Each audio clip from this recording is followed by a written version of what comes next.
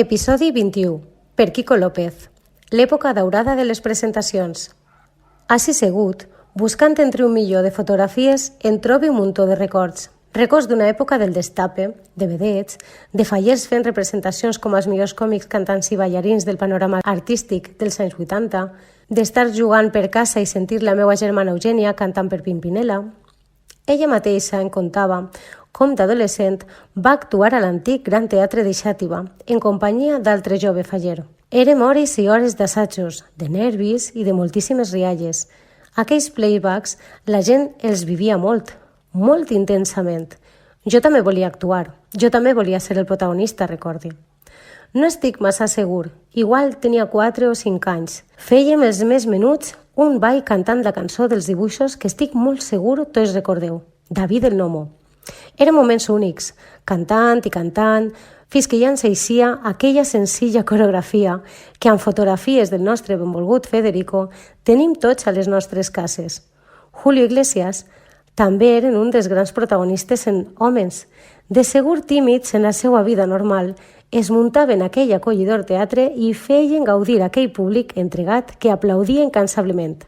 Hores i hores segut al casal, veient com assajaven una volta darrere l'altra i com no aquells fallers tocant l'acordió com si foren professionals, la veritat. Què ha quedat d'aquelles velades úniques a les nits més gèlides de l'hivern? Aquells fallers que ens transportaven a espectacles que mai oblidarem eren molts playbacks, recorde. També un d'Alaska.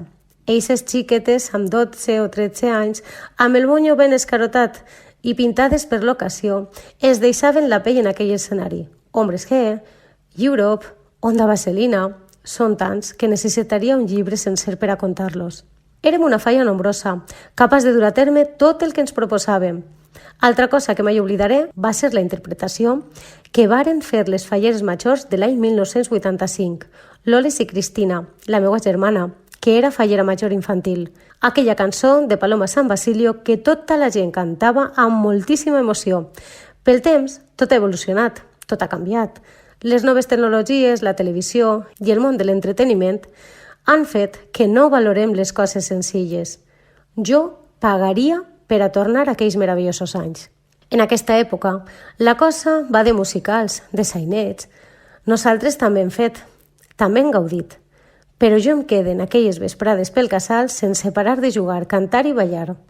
Tampoc vull oblidar-me de les nits del casal, nits com segons conten els més majors, les orquestres humoristes també eren partícips en aquelles nits de falles, on els xiquets ens quedaven al carrer o en casa dormint. Sincerament, és clar que tot ha canviat.